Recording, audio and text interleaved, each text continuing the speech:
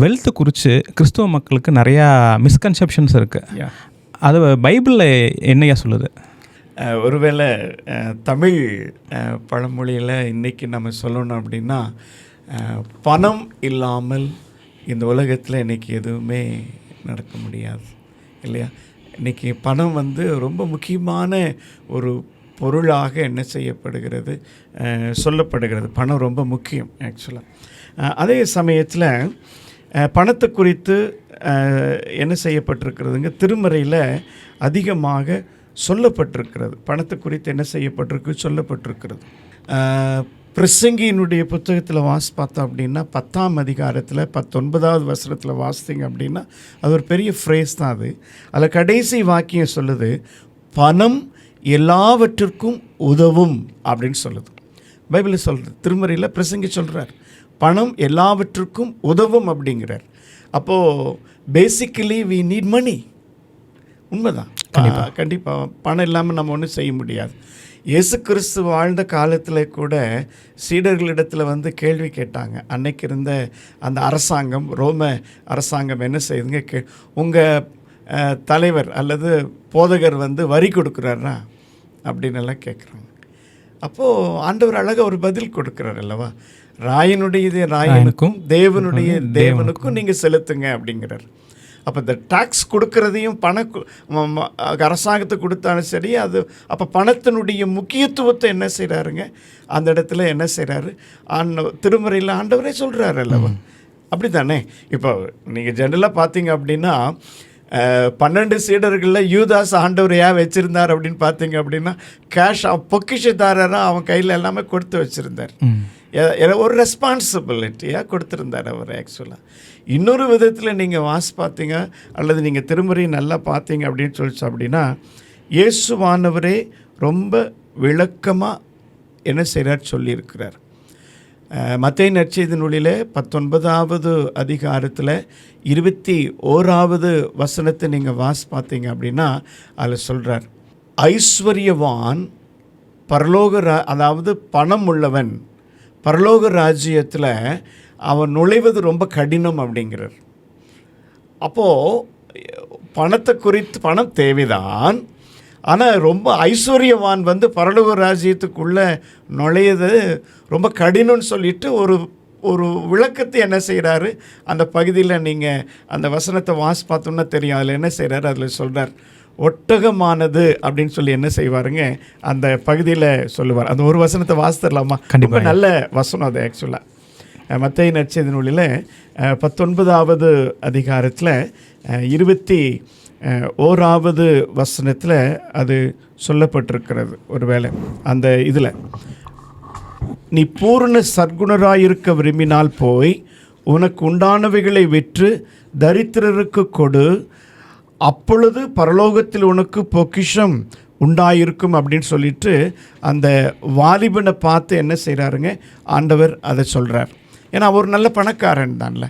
அப்போ இந்த இடத்துல பார்த்தீங்க அப்படின்னா பணம் வேணும் தான், ஆனால் அதைய ஷேர் பண்ணணும் அப்படிங்கிறார். அதனால் பணம் உங்கள்கிட்ட இருக்குது தான், ஆனால் நீ உனக்கு வச்சுட்டு மீதி உள்ளதை என்ன செய்ய அந்த இடத்துல ஷேர் பண்ணு அப்படின்னு சொல்லி என்ன செய்கிறாருங்க சொல்கிறார். இன்னொரு வசனத்தை அந்த பகுதியில் என்ன செய்கிறாருங்க சொல்கிறாரு.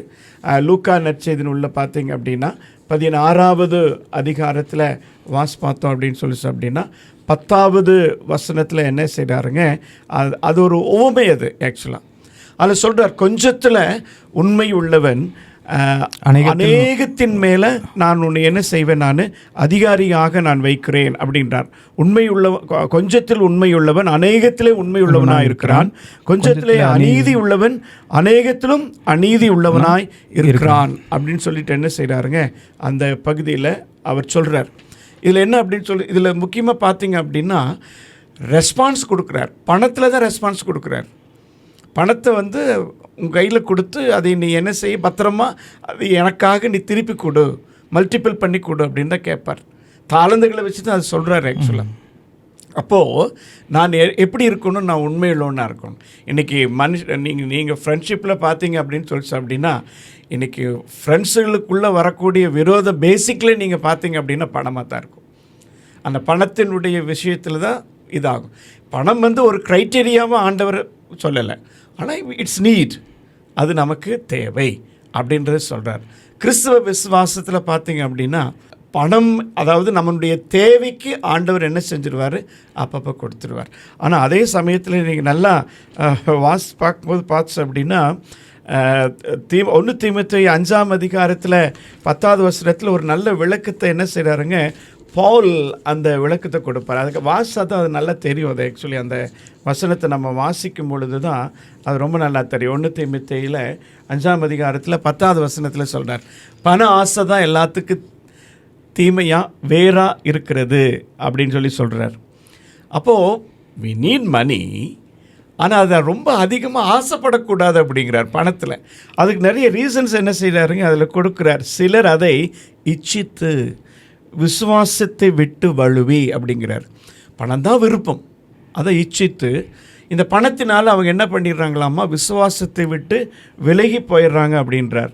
அநேக வேதனைகளாலே தங்களை உருவ குத்தி கொள்ளுகிறார்கள். அதை நான் அப்படியே சொன்னது, பணத்தினால நிறைய பகை, நிறைய விரோதம் இந்த பணத்தினால தான் வருது.